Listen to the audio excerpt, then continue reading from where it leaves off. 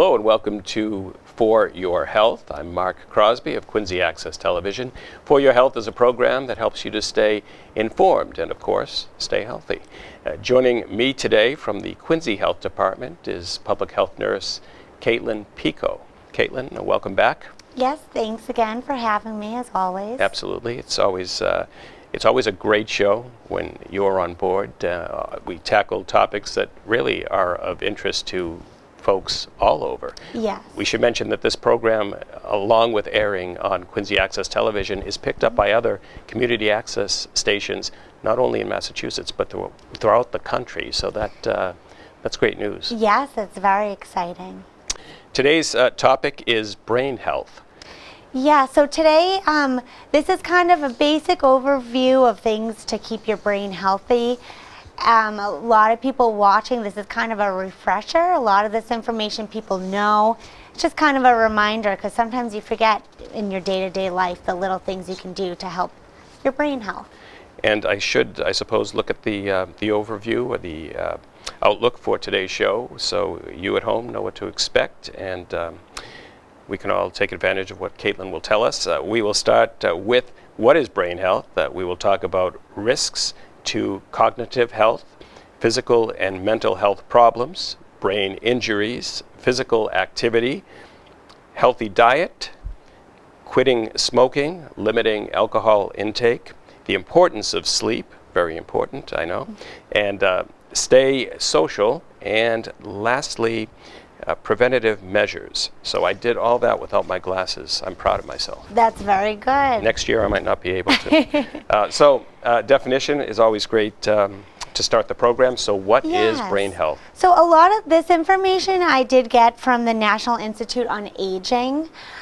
So brain health is defined, it includes 4 different things. So your brain is responsible for your cognitive health, which is how a person thinks, learns, and remembers things. Your motor function, so that includes your how you control your movements and your balance. Your emotional function, because of course, if your brain isn't healthy, you're not going to respond to emotions as well. And then tactile function, which is your ability to feel and respond to sensation of touch. So all of this of course, your brain controls your whole body, so there's a lot that goes into it. Absolutely. It's a complex system. Maybe not in mine. We're going to look now at risks to cognitive health. Yeah, so your cognitive health is thought to be influenced by both genetic, environmental, and also lifestyle factors. So as you know, genetics, you can't choose your genetics, but there are different lifestyle changes that you can make to help benefit your cognitive health throughout your life. So this you went over this quickly with the overview, but this factors that may contribute to the decline in your cognitive health include physical and mental health problems, brain injuries, lack of physical activity, poor diet, smoking, substance abuse, increased alcohol use, inadequate sleep, and social isolation. So those are all things, I know that kind of common sense, we're told this every day, to live a healthy life you need adequate sleep, a good diet, everything. We just want to really highlight these and make sure people are aware that this really, if you improve these lifestyle changes, you'll improve your overall health. Looking at physical and mental health problems, hypertension, depression would fall under that? Yes. So for each of these, so the physical and mental health problems, you got to think your body is a system. So if your cardiac isn't working well, then your brain's not going to be working well, because it all functions together. So first we have heart disease and high blood pressure. So these, if they're not treated and maintained, this can lead to stroke and changes in the blood vessels in your brain, which can lead to dementia. Another risk factor is diabetes. If diabetes is not well managed, this can lead to damaged blood vessels throughout the body, including the brain. So again, you have that increased risk for stroke, heart attack, and Alzheimer's. Alzheimer's disease and related dementias. So these cause a buildup of harmful proteins and other changes in the brain that lead to memory loss and cognitive problems. We also have stroke. As you see, these all kind of intertwine with one another. Again, this is the damage with the blood vessels. Your brain will not be, this can lead to a vascular dementia because your brain is not getting the adequate blood it needs to operate. Depression, this can lead to confusion, difficulty paying attention, and it has been linked to dementia, Sure. Especially if people aren't addressing this. And then the last one we have here is delirium, which is an acute state of confusion. We often see this like in a hospital stay. If you have you're changing their life, so when they're in the hospital, they'll have acute confusion. And this is associated with subsequent cognitive decline in the future. So any of these conditions, and this is just a brush up, any of these conditions, you want to make sure you're checking in with your doctor regularly, you're following medication plans, because you want to be able to control this so it doesn't add to the decline in the long run. We should mention, this is probably a good point in the program to mention, that a person shouldn't self-diagnose. That's dangerous, especially, folks might have symptoms and they go onto the internet that's okay if you take that information to a physician, but if you just take that information in and process it yourself, that could be dangerous. Yes, because as you know, with the body, everything intertwines out there, right? You could Google, I have a headache, and the next thing you know, you think you have brain cancer. So you really want to make sure you're consulting with a healthcare professional, and they can help you rule out, because it takes more than a Google search. You need lab work, you need consults, and the healthcare professionals will really help you rule out and figure out the best plan for yourself, because each individual is differently, responds to medications differently. So you just want to make sure you're addressing these issues. And a lot of times, even like with depression, anxiety, people will push off treatment because they're anxious, they haven't been to a doctor in a while, so they're anxious to go back. I always say the doctor's not going to be mad at you. It's your own health. You just got to take responsibility and just book that appointment. Before we leave physical and mental health problems, we should note that early onset Alzheimer's is something also that people need to be aware of. Yes, and with the early onset, you really want to that's why if you are noticing changes in your mental health, no matter your age, if you're having a new onset of confusion, memory problems, definitely consult with a professional, because you never know. And if you were to get diagnosed with early onset, you would want to make sure you're getting the adequate treatment to really prolong your health. We will now look at brain injuries. I want to thank our director, my director, for making these my size. I mean, I haven't had to use my glasses. I almost did at the beginning, but it's actually gone quite well. Yeah. So, see, and we've stayed on course until now. But let's talk about brain injuries and some of those issues. Yes. So older adults are at a higher risk for falls, car accidents, and accidents that can cause brain injuries. So you want to keep in mind alcohol and certain medications can affect your ability to, say, drive. So I always want to say consult with your primary care doctor. If you're starting a new medication and you don't know how it's going to affect you, definitely don't get behind the wheel of a car, because that's a mistake you don't want to make. You would never want to harm yourself or anyone else. So this, for brain injuries, it's really the big things that we've always been told: wear your seatbelt in cars, wear your helmet on a bicycle, and then if you, again, are on any new medications, make sure you're checking in with your doctor, because if you start a new sleep aid medication, you want to know if there's a risk of driving, like you want to know if you can operate machinery and everything.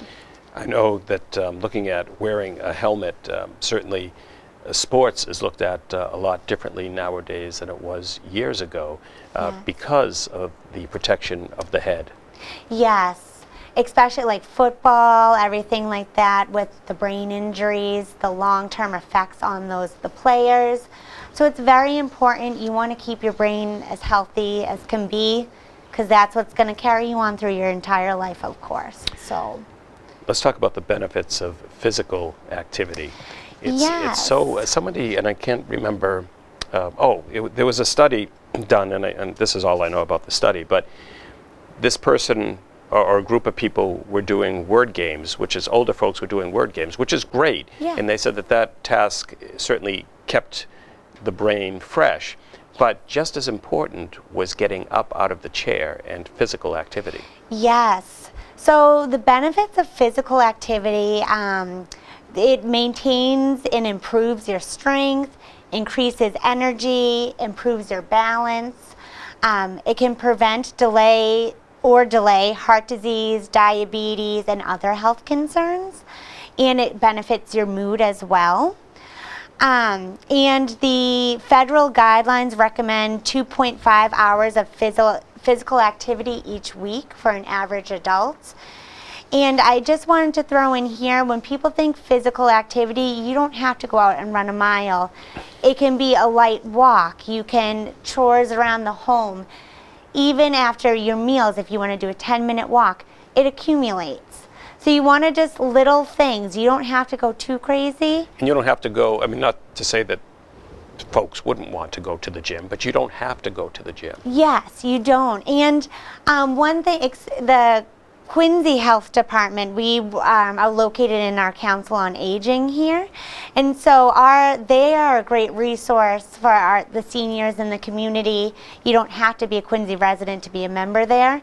But they do offer classes such as strength training, Zumba, chair yoga, Tai Chi. So they have different things. And I always tell people, go try a class. If it's not for you, at least you're learning the activity, so you can go home and exercise on your own. And I suppose don't think that you have to do something that seems very difficult to do, in which case you could injure yourself, correct? Yes, and that's why I promote the classes, because you have trained professionals who can show you the correct way to do it, so that way you don't injure yourself. And we should mention that here, the Quincy Council on Aging, but in other communities, the Elder Service Department does have programs that so I would people could definitely take advantage of. recommend reaching out to your Council on Aging. And if not, reach out to your local gym. Again, exercising, you don't have to go to the gym to exercise. That's not everybody's cup of tea. Go on a nice walk, especially as weather's getting good. It really helps increase your mood and continues your balance and your muscles throughout life. And I kind of know we just kind of transitioned to seniors, but of course this physical activity and anything we talk about today really is for everybody. So folks should Yes. start off when they're younger doing Yes. these things that we're highlighting. Yeah, and all of this is preventative. And so everybody should be following this information.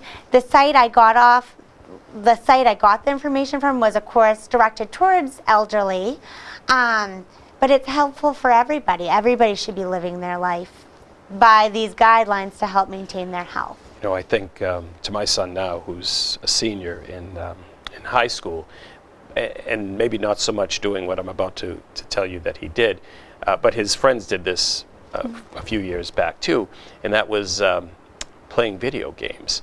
You know, Yes. that can be so debilitating in the sense you don't get that physical exercise. Yes, a lot of times with that, and especially with the pandemic too, kids weren't able to get out as much to hang out with their friends and play sports.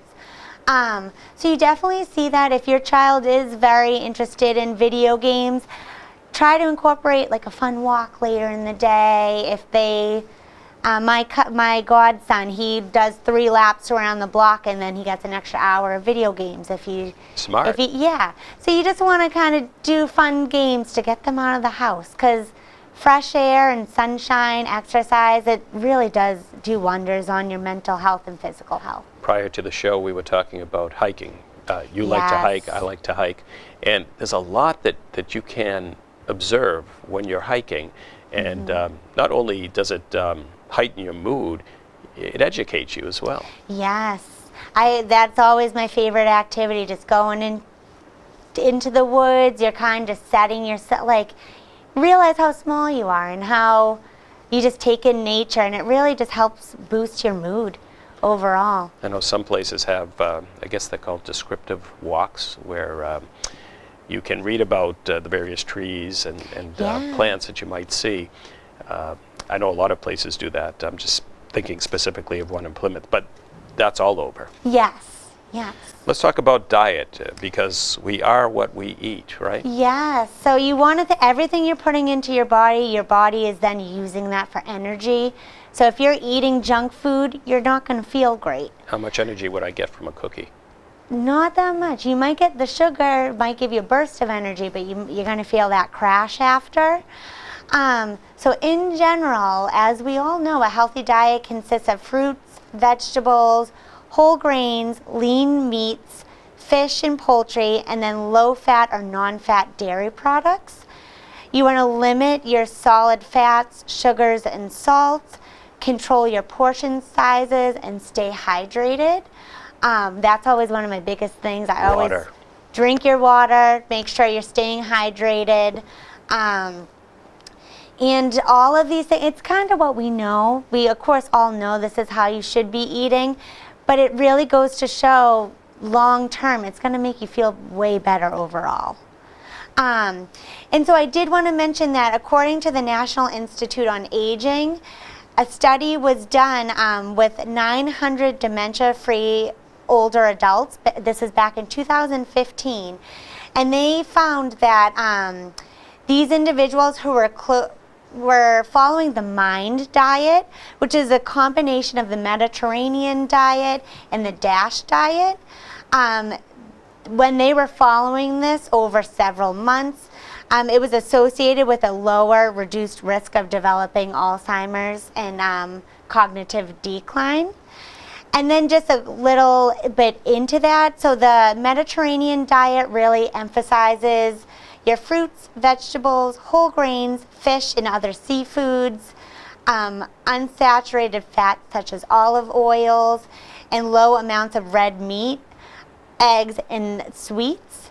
And then the DASH diet, which is similar, that stands for Dietary Approaches to Stop Hypertension. So this is the same kind of thing. It's not a strict diet you have to plan, but it's all about limiting your salt intake and focusing on those healthy alternatives, the fruits, vegetables, and protein. I was told not too long ago that when you go grocery shopping, as far as produce, you should really almost create a rainbow of color in your basket.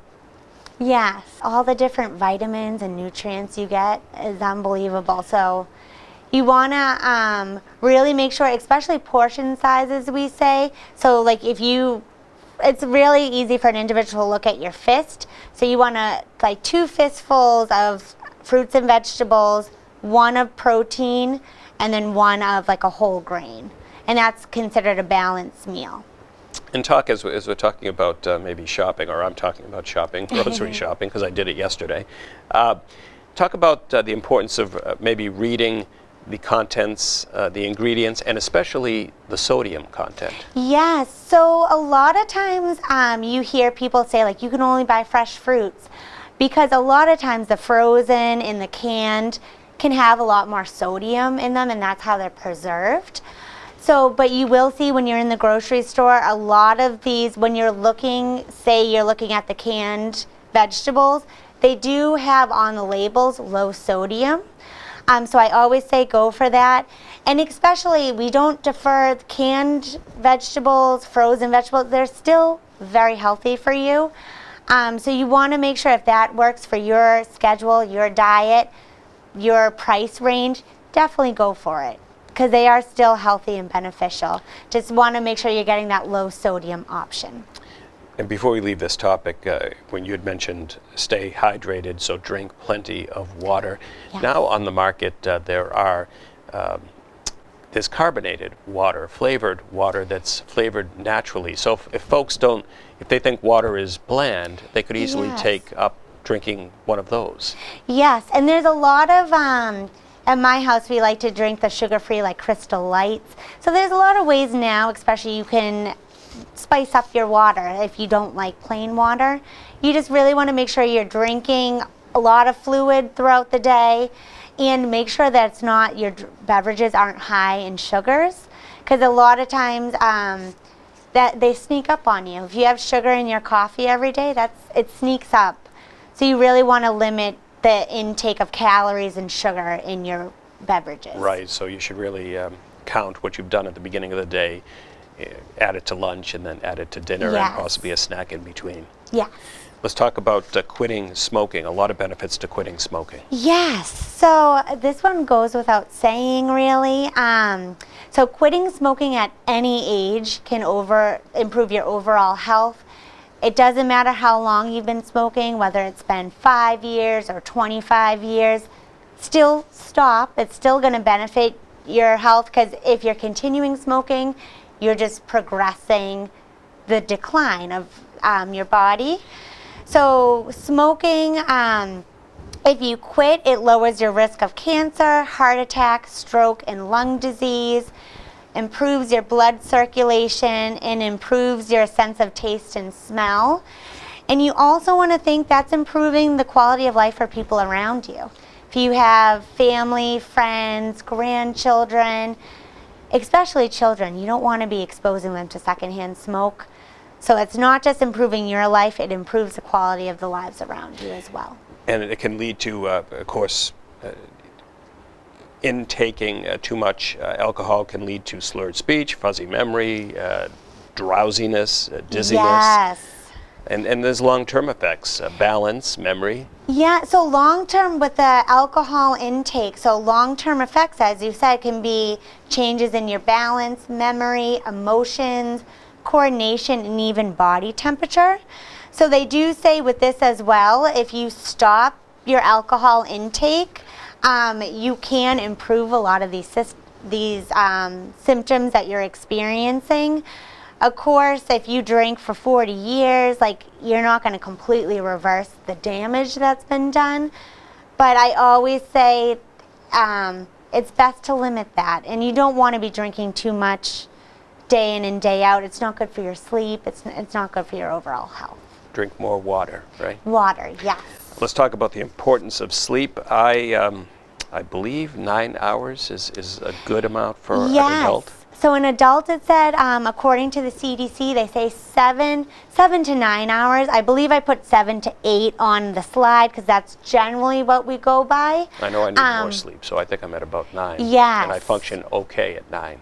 Yeah. Maybe better at 10, we'll see. But could you have too much sleep? You probably could. So you can sometimes you can oversleep. My mom always says that if you're sleeping, your body needs it. So that's a big thing in my house. If I'm sleeping till 12 on a Saturday, which I may say doesn't happen often, but if it does happen, we always sleep, because your body needs the rest. Because sleep plays a vital role in your overall well-being. It helps protect your physical health, your mental health, and your overall quality of life. Lack of sleep can lead to trouble with your memory, concentration, and other cognitive functions, of course. So I wanted to quickly add with these steps to improve your sleep.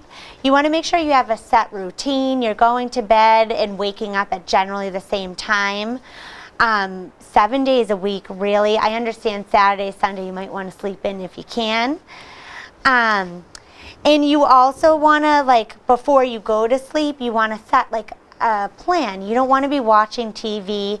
I get into the podcasts that I listen to, and once I'm listening to it, I find an hour goes by and I'm still awake. But if I read a book for a half an hour before I sleep, my mind just better can regulate and shut down, because the bright artificial light is keeping your mind awake. So good things: avoid strenuous exercise. You might want to do some light stretching and read a book before bed. You want to avoid large meals a couple hours prior to sleeping. Avoid your alcohol intake and nicotine and caffeine. They say with the caffeine that can last up to 8 hours in your system, so even an afternoon cup of coffee, that could be interfering with your sleep at night. So you just want to be monitoring that for your own health, because some people can have that cup of coffee and it won't affect them, where it may affect somebody and they're up till 2 a.m. And then another thing, you want to just make sure your bedroom, you want to make sure it's quiet, cool, and dark. And another thing they were mentioning is napping. The average adult should be sleeping for like if you are having a nap, it should be like a 20-minute nap. Anything beyond that will interfere with your whole sleep schedule. So they say keep your 20-minute nap. It can really help your alertness and the time. But if that is interfering with your night sleep schedule, it might be better to just skip the nap altogether.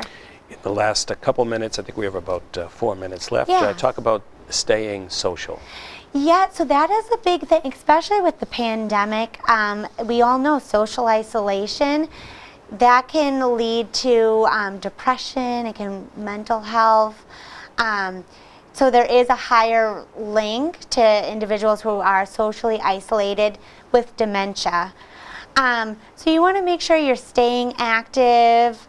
As I mentioned earlier, join your local communities. So if you want to do the Council on Aging, getting into some of those. Again, in Quincy, they offer activities. They do field trips even. So that's always fun. Stay connected with your friends and family. I know that's not easy for everybody, but even a phone call. What I like to do is catch up with my friends by going for a walk together. So then you're kind of incorporating that physical activity and the social. Again, with this, you want to some people don't like going out and socializing, just keep your mind active, read the newspaper, read books, crossword puzzles, anything like that. Really, it does improve your overall cognitive health. And in the last couple minutes, good point, in the last couple minutes, let's look at the overview of prevention measures. Yeah, so this is just really to sum up everything we've talked about. So to improve your overall brain health, you want to make sure you're continuing your recommended health screenings. That could be annual for some people, but it definitely depends on yourself, your different health conditions. So make sure you're staying in contact with your doctors. You want to manage any chronic physical and mental health conditions. So again, that's keeping in touch with your doctors, staying on your medications, everything like that. It's just overall, any way you can improve your health, you're improving your whole body system. So you want to improve your overall health. So you want to reduce your risk for brain injuries, increase exercise, have a healthy, well-balanced diet, quit smoking, limit alcohol intake, sleep your 7 to 8 hours a night, and stay social. Very good. A lot of information, a lot of Yeah. common sense, as you had mentioned in this program. You said it would feature a lot of common sense, and indeed it did. But a lot of times, that's all we need. We need Yeah. that to realize, oh yeah, somebody else is telling me something that is quite obvious, and I should know. Yeah. Thank you for reminding me about that Yeah. again. I feel like a lot of this was repetitive, of course, but it all goes hand in hand with each other. So these are just lifestyle changes that everybody would benefit from. So it's a good thing to stick with. Thank you for bringing this topic to us and through QATV to the folks in other communities. And we will welcome you back on a different day with a different topic. Yes, thank you very much for having me. Thank you. Always a pleasure. Of course. And thank you at home for watching. Please continue to support local access television in your community for more programming like this.